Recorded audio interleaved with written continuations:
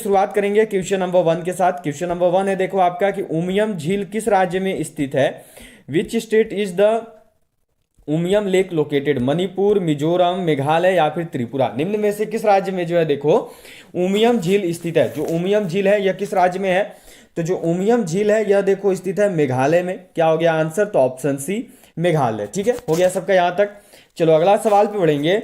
अगला सवाल जो है यह देखो यहाँ पे दिया गया है। क्या सवाल है आपका? अगला सवाल है देखो कि मानव की सामान्य स्वस्थ आंख के लिए स्पष्ट दृष्टि की न्यूनतम दूरी मापी जाती है।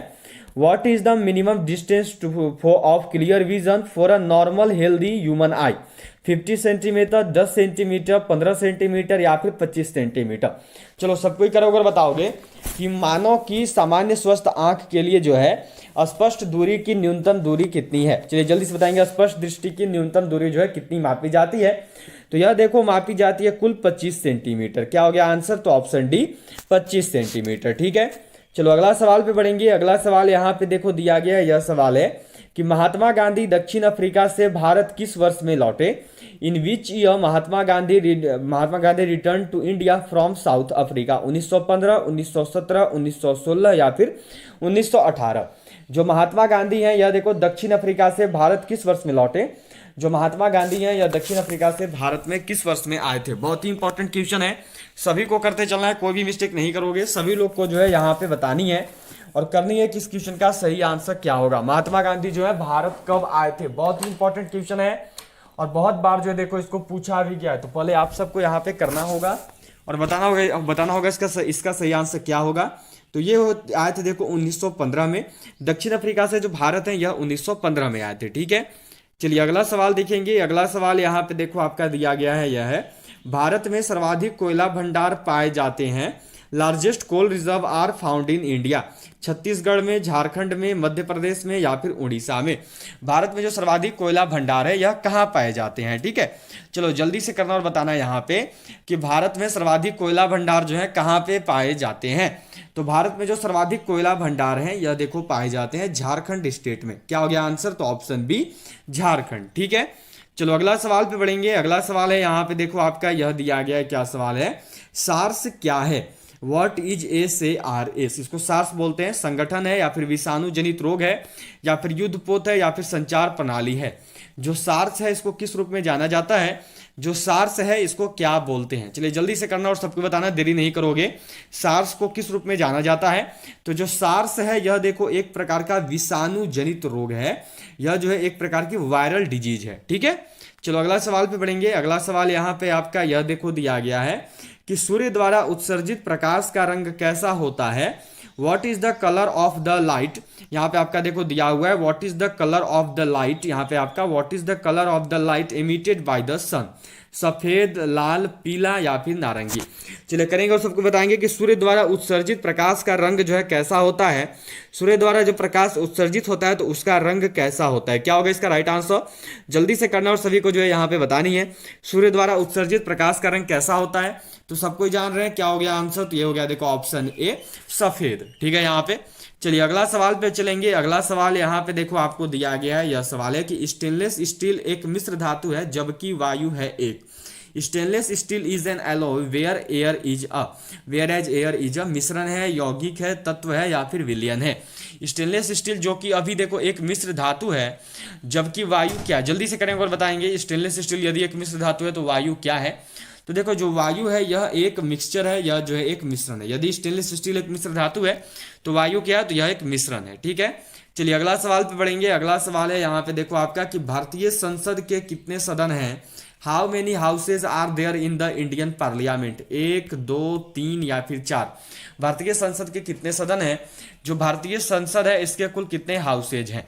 देखो बहुत ही इंपॉर्टेंट क्वेश्चन है, इसमें बहुत लोग कंफ्यूज होते हैं और बहुत बार कंफ्यूज होते हैं। चलिए जल्दी से करेंगे और बताएंगे। इसमें बहुत बार देखो कंफ्यूजन हो जाती है गलती से। चलिए करना और सभी को यहाँ पे बताना है कि भारतीय संसद के कुल कितने सदन हैं। तो जो भारतीय संसद है इसके देखो कुल कितने सदन है? तो कुल 2 सदन है। ठीक है, सदन पूछा तो सदन में 2 करोगे। सदन कौन कौन सा हो गया? तो एक हो गया देखो आपका राज्यसभा, ठीक है। और अगला कौन सा होगा, तो अगला देखो हो गया आपका यहाँ पे लोकसभा। कितना हाउस है, कितना सदन है, तो कुल 2 सदन है, सबको याद रखेंगे।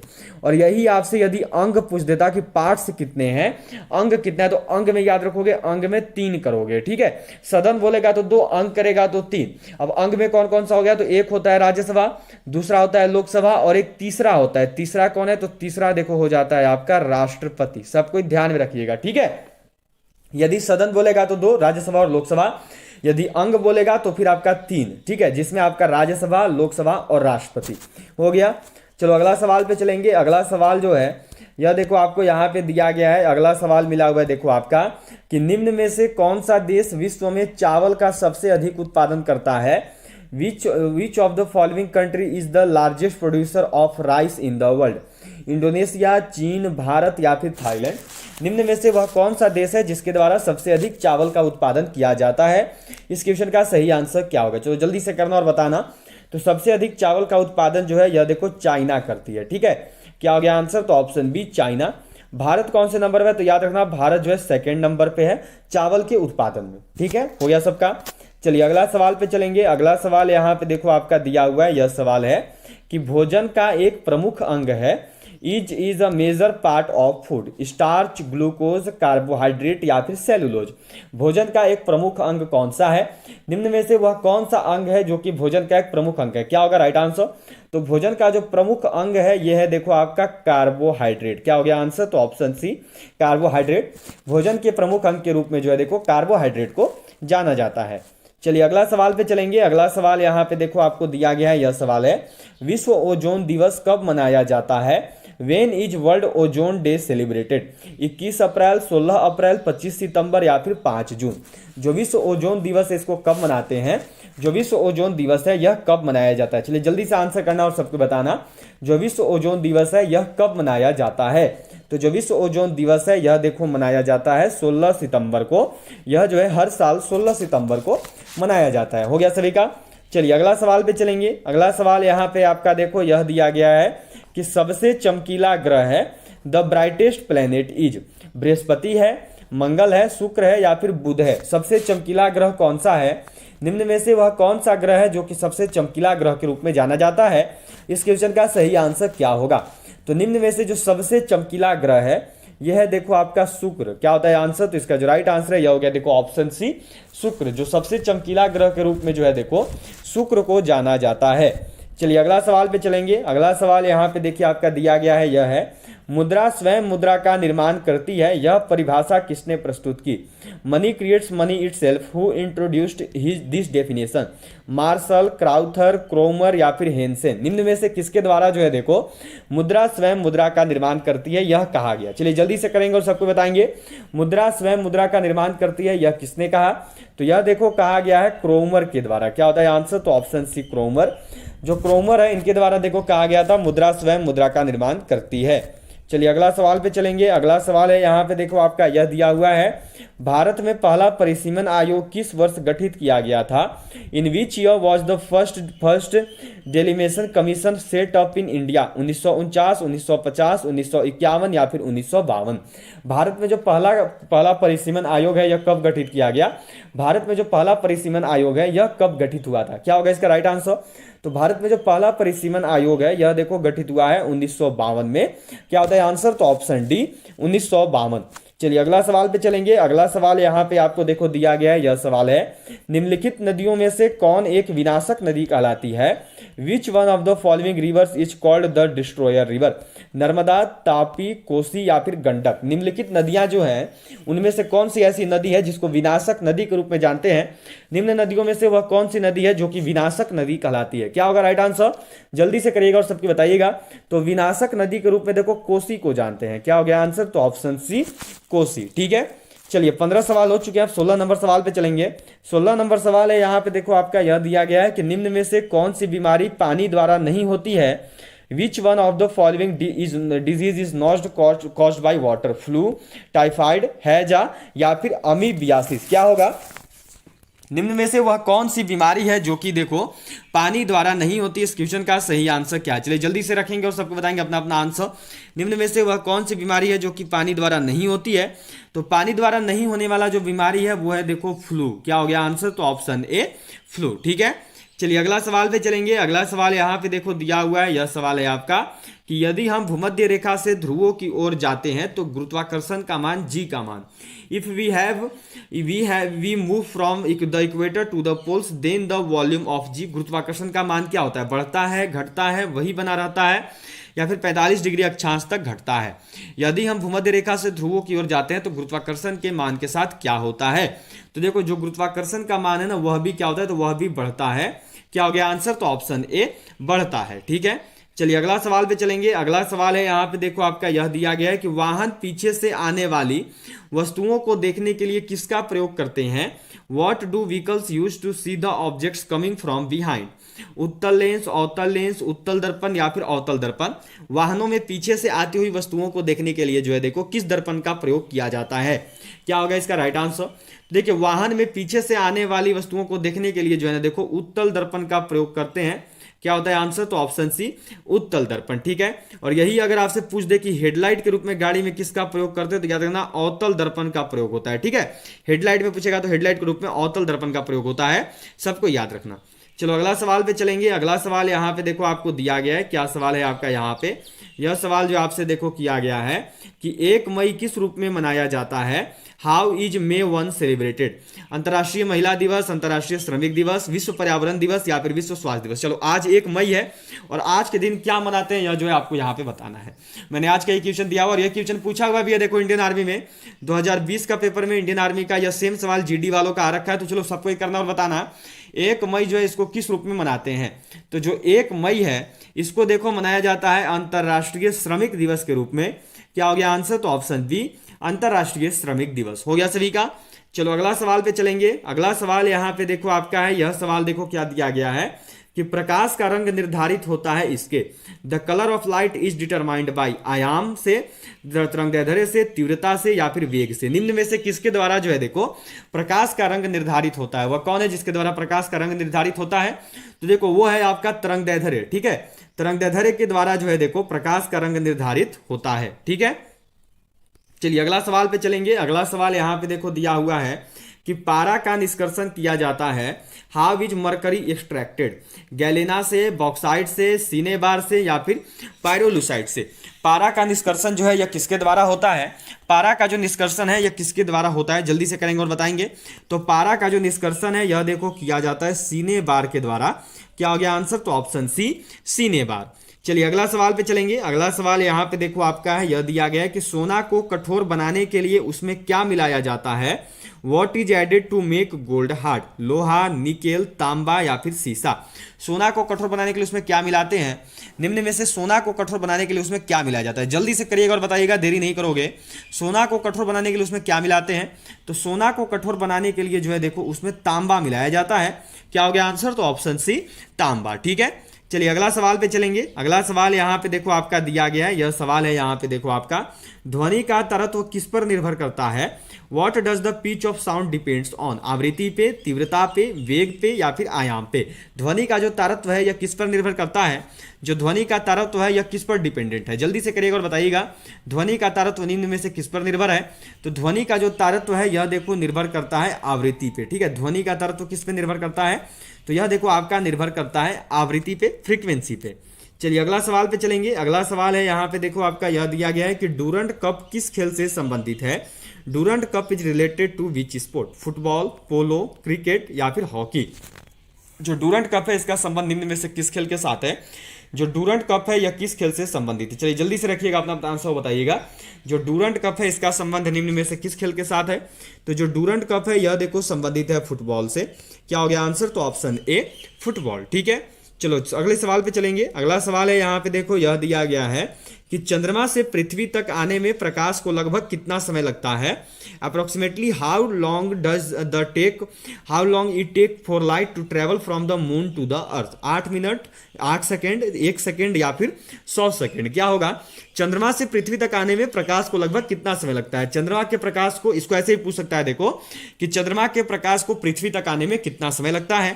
तो चंद्रमा के प्रकाश को पृथ्वी तक आने में जो है देखो 1 सेकंड का समय लगता है। ठीक है, क्या हो गया आंसर, तो ऑप्शन सी 1 सेकंड। अब यहीं पे देखो 8 मिनट दिया हुआ है, याद रखिएगा कि 8 मिनट जो है ना, यह देखो सूर्य के प्रकाश को पृथ्वी तक आने में लगता है। ठीक है, पूछा जाता है कि सूर्य के प्रकाश को पृथ्वी तक आने में कितना समय लगता है, तो याद रखेंगे सूर्य के प्रकाश को पृथ्वी तक आने में जो है देखो कुल कितना समय लगता है, तो यह देखो 8 मिनट 16 सेकंड लगता है, या फिर कहीं कहीं आपको 8 मिनट 20 सेकंड भी ऑप्शन में लिखा हुआ मिल जाएगा, तो वो भी सही हो जाता है, ध्यान में रखिएगा। ठीक है, चलो अगला सवाल पे चलेंगे। अगला सवाल यहाँ पे देखो दिया हुआ है कि दौड़ लगाते समय मनुष्य का रक्तचाप, human blood pressure while running, बढ़ जाता है, घट जाता है, ऊपर नीचे होता रहता है, या फिर एक समान रहता है। क्या होगा, दौड़ लगाते समय मनुष्य के रक्तचाप के साथ क्या होता है, जल्दी से करेंगे और सबको बताएंगे, देरी नहीं करिएगा। तो देखिए दौड़ लगाते समय जो मनुष्य का रक्तचाप है ना, यह क्या होता है, तो यह बढ़ जाता है।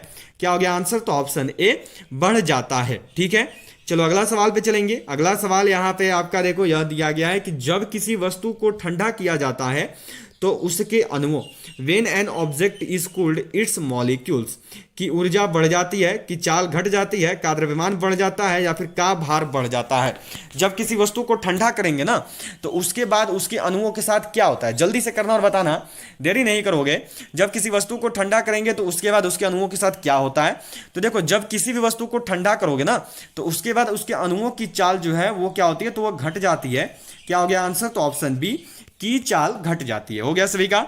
चलिए अगला सवाल पे चलेंगे। अगला सवाल यहाँ पे देखो दिया हुआ है, यह सवाल है कि भारतीय संस्कृति का स्वर्ण युग था, what was the golden age of Indian culture, Maurya काल, राजपूत काल, चोल काल, या फिर गुप्त काल। भारतीय संस्कृति का स्वर्ण युग क्या था, निम्न में से जो है भारतीय संस्कृति का स्वर्ण युग कौन सा है, जल्दी से करोगे और बताओगे भारतीय संस्कृति का स्वर्ण युग क्या है। तो भारतीय संस्कृति का जो स्वर्ण युग है यह है देखो गुप्त काल, यह है देखो गुप्ता पीरियड। क्या हो गया आंसर, तो ऑप्शन डी गुप्त काल, गुप्ता पीरियड। ठीक है, चलिए अगला सवाल पे चलेंगे। अगला सवाल यहाँ पे देखो दिया हुआ है, यह सवाल है विंग्स ऑफ फायर का लेखक कौन है, who is the author of Wings of Fire, APJ Abdul Kalam, Arundhati Roy, Jawaharlal Nehru, या फिर सोनिया गांधी। निम्न में से जो है देखो विंग्स ऑफ फायर के लेखक कौन है। जो विंग्स ऑफ फायर नामक पुस्तक है यह किसके द्वारा लिखी गई है, तो जो विंग्स ऑफ फायर नामक पुस्तक है यह देखो लिखी गई है एपीजे अब्दुल कलाम जी के द्वारा। विंग्स ऑफ फायर के लेखक कौन है, तो वो है देखो एपीजे अब्दुल कलाम। ठीक है, चलिए अगला सवाल पे चलेंगे। अगला सवाल जो है यह देखो यहाँ पे आपका 30 नंबर सवाल यहाँ पे दिया हुआ है, निम्न में से कौन सी धातु एक द्रव है, which of the following metals is a liquid, CaHgNa या फिर Ma। निम्न में से कौन से ऐसे धातु है जो कि द्रव अवस्था में पाई जाती है, जल्दी से करेंगे और बताएंगे। निम्न में से कौन सी ऐसी धातु है जो कि आपका देखो द्रव अवस्था में पाई जाती है, कैल्शियम है, पारा है, सोडियम है, क्या होगा राइट आंसर, जल्दी से करिएगा और बताइएगा। तो निम्न में से वह धातु जो कि द्रव अवस्था में पाई जाती है वह देखो पारा है, जिसको कि Hg लिखा जाता है। ठीक है, चलिए अगला सवाल पे चलेंगे। अगला सवाल यहाँ पे आपको देखो दिया हुआ है, यह सवाल है पीलिया किसके संक्रमण के कारण होता है, jaundice is caused due to infection of मस्तिष्क, यकृत, वृक्क, या फिर पलीहा। निम्न में से जो पीलिया है यह देखो किसके संक्रमण के कारण होता है, जो पीलिया है यह किसके वजह से होता है, क्या होगा राइट आंसर, पीलिया किसके संक्रमण की वजह से होती है, तो जो पीलिया है ना यह देखो यकृत के संक्रमण की वजह से होती है, या जो है देखो लीवर के संक्रमण की वजह से होती है। क्या हो गया आंसर, तो ऑप्शन बी। चलिए अगला सवाल पे चलेंगे। अगला सवाल यहाँ पे देखो आपका है, यह सवाल दिया गया है कि रामकृष्ण मिशन की स्थापना किसने किया, who founded the Ramakrishna Mission, Vivekananda, Raja Ram Mohan Roy, Keshav Chandra Sen, या फिर राजा रामकृष्ण परमहंस। जो रामकृष्ण मिशन है इसकी स्थापना किसके द्वारा की गई, जो रामकृष्ण मिशन है इसका स्थापना निम्न में से किसने किया है, तो जो रामकृष्ण मिशन है इसकी स्थापना देखो करी गई है विवेकानंद जी के द्वारा। क्या होता है आंसर, तो ऑप्शन ए स्वामी विवेकानंद। हो गया सभी का। चलिए अगले सवाल पे चलेंगे। अगला सवाल यहाँ पे देखो आपको दिया हुआ है, यह सवाल है कि वर्तमान में भारतीय नागरिकों को कितने मौलिक अधिकार प्राप्त हैं, how many fundamental rights do Indian citizens have at present, 6, 7, 8 या फिर 9। वर्तमान में भारतीय नागरिकों को कितने मौलिक अधिकार प्राप्त हैं, इस क्वेश्चन का सही आंसर क्या होगा, जल्दी से करेंगे और सबको बताएंगे कि वर्तमान में जो भारतीय नागरिक हैं इनके पास कुल कितने मौलिक अधिकार हैं। वर्तमान में भारतीय नागरिकों को कितना मौलिक अधिकार प्राप्त है? देखो वर्तमान में जो भारतीय नागरिक है इनको कुल 6 मौलिक अधिकार प्राप्त है। पहले कितना था? तो पहले वाला में याद रखना, पहले जो है कुल 7 मौलिक अधिकार था। ठीक है, पहले कितना था? तो 7 मौलिक अधिकार था। वर्तमान में कितना है? तो 6 मौलिक अधिकार है। चलिए अगला सवाल पे चलेंगे। अगला सवाल यहाँ पे देखिए आपका दिया गया यह है, निम्न में से किस एक को भोर का तारा के नाम से जाना जाता है? Which one of the following is known as the morning star? Budh, Shukra, Mangal या फिर शनि? निम्न में से वह कौन है जिसको कि भोर का तारा बोलते हैं? भोर का तारा के रूप में किसको जाना जाता है? इस क्वेश्चन का सही आंसर क्या है जल्दी से करेंगे और सबको बताएंगे। निम्न में से वह कौन है जिसको भोर का तारा बोलते हैं? तो भोर का तारा जो है यह देखो शुक्र को बोला जाता है।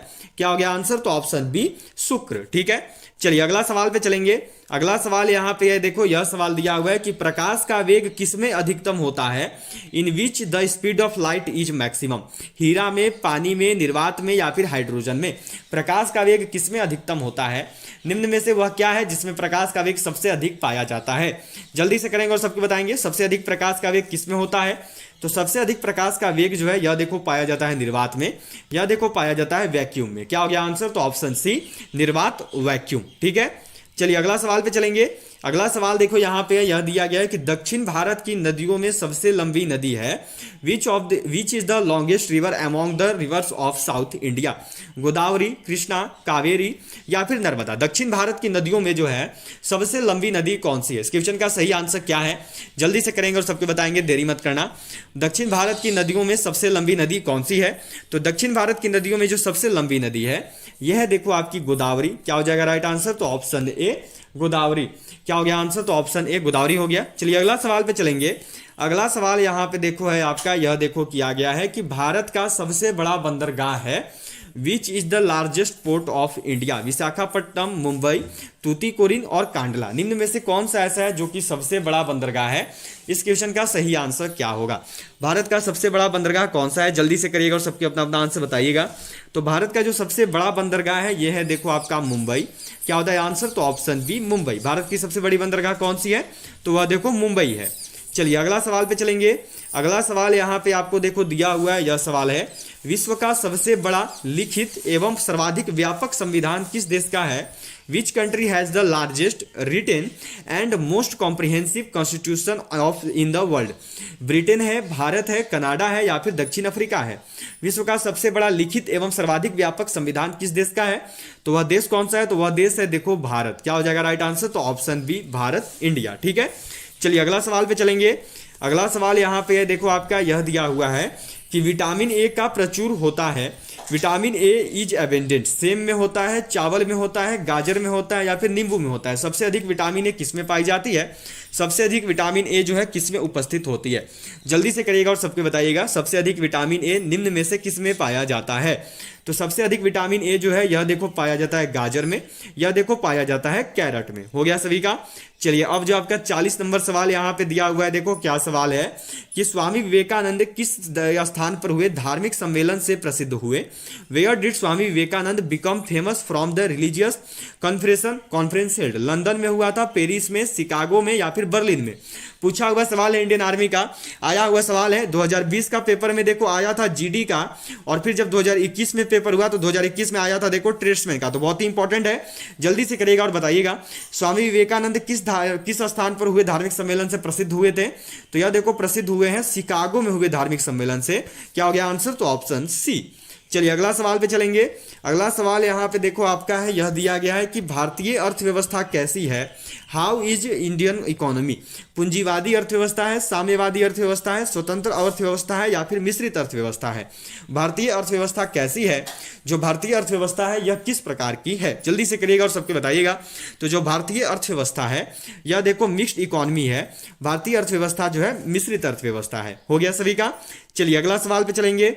42 नंबर सवाल है यहाँ पे देखो आपका, यह दिया गया है कि भारत और श्रीलंका को अलग करने वाली जलराशि है। What is the water body spreading India and Sri Lanka? Great channel, 8 degree channel, पाक जल संधि या फिर 10 डिग्री चैनल? भारत और श्रीलंका को अलग करने वाली जलराशि कौन सी है? निम्न में से किस जलराशि के द्वारा जो है देखो भारत और श्रीलंका अलग होते हैं? तो भारत और श्रीलंका को अलग करने वाली जो जलराशि है वह है देखो पाक जलराशि, पाक वाटर ट्रीटी। हो गया सभी का। चलिए अगला सवाल पे चलेंगे। अगला सवाल यहाँ पे देखो आपको दिया हुआ है, यह सवाल है यहाँ पे देखो, लगभग 20 डिग्री सेल्सियस के तापक्रम पर किस माध्यम में ध्वनि की गति अधिकतम रहेगी? इन विच मीडियम दस the speed of sound will be maximum at a temperature of about 20 degree Celsius? हवा में, ग्रेनाइट में, पानी में या फिर लोहा में? लगभग 20 डिग्री सेल्सियस के तापक्रम पर जो है देखो किस माध्यम में ध्वनि की गति सबसे अधिक होती है, तो वो माध्यम कौन? हमारी आर्मी परीक्षा की जो नई ई बुक है वह देखो लॉन्च कर दी गई है। इस ई बुक में जो है देखो आपका army, general duty, women military police, tradesman, technical, nursing assistant, clerk, सभी के लिए ये जो है आपका ई बुक होने वाला है। जो भी जीके जीएस आपका देखो आता है इंडियन आर्मी में, वो हर एक जीके जीएस आपको इस बुक में दी गई है। ये जो बुक है इसमें देखो आपका 3200 प्लस क्वेश्चन है, 3000 क्वेश्चन और बाकी जो आपका नोट पॉइंट दिया हुआ है, तो करीब करीब देखो 3200 प्लस हो जाता है। और यह जो ई बुक है यह देखो आपका हिंदी और इंग्लिश दोनों लैंग्वेज में आता है, ठीक है। तो किसी भी लैंग्वेज में पढ़ाई करते हो कोई दिक्कत नहीं है, आपका बहुत ही बेहतरीन ई बुक जो आपके लिए होने वाला है। यह ई बुक देखो आपका, इसको पढ़ लो बस, कुछ और पढ़ने की जरूरत नहीं है। 2022 में प्रश्न यहीं से होंगे, बिल्कुल नया पैटर्न पर है, पूरा जीके जिसका निचोड़ है। यह आपको 199 नहीं केवल 90 रुपए में दिया जा रहा है। स्पेशल ऑफर के अनुसार केवल आपको भी 90 रुपए में मिल रहा है। खरीदने के लिए आपको क्या करना है, तो यह देखो जो नंबर दिख रहा है, इस नंबर पे जो आपको फोन पे, पेटीएम या फिर गूगल पे यूज करते हुए पेमेंट कर देना है। और पेमेंट करने के बाद जो है देखो आप सब इसी नंबर पे जो है पेमेंट का स्क्रीनशॉट सेंड कर देना। उसके बाद यह जो ई बुक है, यह ई बुक आपको 1 मिनट के अंदर जो है सेंड कर दी जाएगी। और देखो उसके साथ साथ हमारी जो है इस ई बुक में जो जो टॉपिक दिए गए वह टॉपिक है देखो आपका प्राचीन भारत, मध्यकालीन भारत, आधुनिक भारत, विश्व इतिहास, विश्व का भूगोल, भारत का भूगोल, संविधान, अर्थशास्त्र, फिजिक्स, केमिस्ट्री, बायोलॉजी, कंप्यूटर, खेलकूद, जनजाति, फुल फॉर्म। देखो सबसे बेहतरीन बात तो यह है कि यह जो ई बुक है, यह ई बुक आपका टॉपिक वाइज आता है। और जीके जिस पढ़ने का सबसे अच्छा तरीका यही है कि उसको टॉपिक वाइज पढ़ो। तो बहुत ही अच्छी किताब है, सभी लोग जरूर बाय कर लेंगे, सभी लोग हमारी इस ई बुक को जरूर ले लेंगे। देखो 2 ई बुक है, एक जो ई बुक है यह आपका जीके जीएस के लिए जो कि 3200 क्वेश्चन के साथ आती है, यह 90 रुपए की है। दूसरी जो ई बुक है यह देखो जीडी, वुमेन मिलिट्री पुलिस और ट्रेड्समैन के लिए है। अभी इस ई बुक में आपका 15 मॉडल टेस्ट पेपर और 5 ओरिजिनल पेपर दिया गया है। और यह भी आपका हिंदी इंग्लिश दोनों में है। 2022 के नया पैटर्न पर यह ई बुक है और यह देखो आपका 75 रुपया का है। इसको भी खरीदने के लिए वही करना है, इसी नंबर पर जो है देखो इस नंबर पर पेमेंट कर देना है और फोन पे, पेटीएम, गूगल पे करके आप स्क्रीनशॉट इसी नंबर पर सेंड कर देना। देखो अगर तो अलग अलग लोगे तो 90 और 75 होता है 165, लेकिन अगर साथ में लोगे तो आपको देना है 155 रुपए। और 155 रुपए देकर जो है आप देखो इन दोनों ई बुक को ले सकते हैं मात्र 155 रुपए में। तो बेहतरीन ई बुक है इंडियन आर्मी की 2022 में होने वाली आर्मी परीक्षा के लिए। तो सभी लोग जरूर बाई कर लेना, सभी लोग जरूर बाई कर लेना, ले लेना मात्र 155 रुपए में। तो वो माध्यम है देखो आपका यहाँ पे लोहा। क्या हो जाएगा इसका राइट आंसर? तो यह देखो हो गया ऑप्शन डी, लोहा, ठीक है। चलिए नेक्स्ट क्वेश्चन देखेंगे। अगला सवाल यह देखो यहाँ पे आपका दिया हुआ है, यह सवाल है रेशम पालन कहलाता है sericulture is called apiculture, sericulture, PC culture या फिर हॉर्टिकल्चर? ध्यान से देखोगे तो जो क्वेश्चन दिया है उसी में इसका आंसर भी है। क्या लिखा है देखो, सेरीकल्चर इज कॉल्ड, सेरीकल्चर ही बोलते हैं। रेशम पालन को क्या कहते हैं? तो रेशम पालन को सेरीकल्चर बोलते हैं। चलिए 45 नंबर सवाल है आपका यहाँ पे देखो दिया हुआ है। 5 क्वेश्चन और रहेंगे हमारे इसके बाद। इलेक्ट्रॉन त्यागने की प्रवृत्ति कहलाती है, tendency to lose electrons is called ऑक्सीकरण, अवकरण, उत्प्रेरण या फिर अभिप्रेरण? चलो जल्दी से करना और बताना। यदि अभी तक भी क्लास को, सेशन को लाइक नहीं किया तो जल्दी से लाइक बटन प्रेस कर दो। उसके साथ साथ सभी लोग शेयर जरूर कर देंगे और जिन्होंने भी चैनल को सब्सक्राइब नहीं किया वो सभी जो है सब्सक्राइब करके बेल आइकन को ऑल पर जरूर सेट कर लेंगे। तो इलेक्ट्रॉन त्यागने की प्रवृत्ति जो है यह देखो ऑक्सीकरण कहलाती है। क्या हो गया आंसर? तो ऑप्शन ए, ऑक्सीकरण, ठीक है। चलिए अगला सवाल पे चलेंगे। अगला सवाल यहाँ पे देखो आपको दिया गया है, यह है देखो यहाँ पे आपका सवाल देखो किया गया है। क्या सवाल है यहाँ पे? न्यूट्रॉन की खोज की थी, neutron was discovered by Rutherford, Thomson, Chadwick या फिर न्यूटन? निम्न में से किसके द्वारा जो है देखो न्यूट्रॉन की खोज की गई? न्यूट्रॉन की खोज निम्न में से किसने की है? इस क्वेश्चन का सही आंसर क्या होगा? तो न्यूट्रॉन की खोज जो है यह देखो की गई है चैडविक के द्वारा, यह देखो करा गया है जेम्स चैडविक के द्वारा। क्या हो गया आंसर? तो ऑप्शन सी। चलिए अगला सवाल पे चलेंगे। अगला सवाल यहाँ पे देखो दिया हुआ है, यह सवाल है निम्न में से कौन सा धातु चुंबक द्वारा आकर्षित नहीं होता है? Which of the following metals is not attracted by magnet? लोहा, निकेल, कोबाल्ट या फिर एल्यूमिनियम? निम्न में से जो है वह कौन सी धातु है जो कि चुंबक द्वारा आकर्षित नहीं होती है? तो ये क्वेश्चन आज के लिए आपका होमवर्क है। इसका आंसर आप सब होमवर्क में करेंगे। तो जाइए जल्दी से कमेंट बॉक्स में और इस क्वेश्चन का सही आंसर बताइए, इसका राइट आंसर क्या होगा। चलिए अगला सवाल पे चलेंगे। अगला सवाल यहाँ पे देखो है आपका संस्कृत ग्रंथ अष्टाध्यायी का संबंध है। The Sanskrit text Ashtadhyayi is related to औषधि विज्ञान से, ज्योतिष शास्त्र से, राजनीतिक शास्त्र से या फिर व्याकरण से? जो संस्कृत ग्रंथ अष्टाध्यायी है इसका संबंध निम्न में से किसके साथ है? क्या होगा राइट आंसर? जल्दी से करना और सबको बताना। अष्टाध्यायी का संबंध किससे है? तो जो अष्टाध्यायी है इसका देखो संबंध है व्याकरण से। क्या हो गया आंसर? तो ऑप्शन डी, व्याकरण। चलो अगला सवाल पे चलेंगे। 49 नंबर सवाल है यहाँ पे, देखो इसके बाद हमारा अंतिम क्वेश्चन होगा, मेन केम्फ का लेखक कौन है? Who is the author of Mein Kampf? Hitler, Mussolini, Bismarck या फिर मैजिनी? निम्न में से वह कौन है जिसने मेन केम्फ की रचना की? तो मेन केम्फ के जो लेखक हैं वो है देखो हिटलर। क्या हो गया आंसर? तो ऑप्शन ए। चलिए अगला सवाल यहाँ पे देखो आपको दिया हुआ है, लास्ट क्वेश्चन है, 50 नंबर क्वेश्चन है आपका। थायराइड ग्रंथि का स्थान कहाँ है? Where is the thyroid gland located? यकृत में, गला में या फिर कहाँ पे? बताइए राइट आंसर, इसका सही आंसर क्या होगा? यकृत ग्रंथि कहाँ पे पाई जाती है? तो राइट आंसर होगा देखो ऑप्शन बी, गला। ठीक है, तो आज के देखो आपके 50 क्वेश्चन करवा दिए गए हैं। सबको अपना स्कोर जरूर बताइएगा कि 50 में से आप सबने कितना सवाल सही किया। उसके साथ साथ मैंने जो आपको आज होमवर्क दिया था उसका भी आंसर सबको जरूर बता देंगे। तो चलिए मिलते हैं आपसे सीधा कल दोपहर 1 बजे, जब आएगी हमारी इंडियन आर्मी की जीके जीएस की क्लास। सभी को इस क्लास का पीडीएफ जो है वो टेलीग्राम ग्रुप में मिल जाएगा, तो सबको टेलीग्राम ग्रुप जरूर ज्वाइन कर लेना। टेलीग्राम ग्रुप से जुड़ने का जो लिंक है वह देखो नीचे डिस्क्रिप्शन बॉक्स में दिया हुआ है। तो चलिए मिलते हैं आपसे सीधा कल दोपहर 1 बजे। तब तक के लिए जय हिंद, जय Bharat, have a good night and sweet dreams. मिलेंगे आपसे सीधा कल दोपहर 1 बजे। जय हिंद, जय भारत।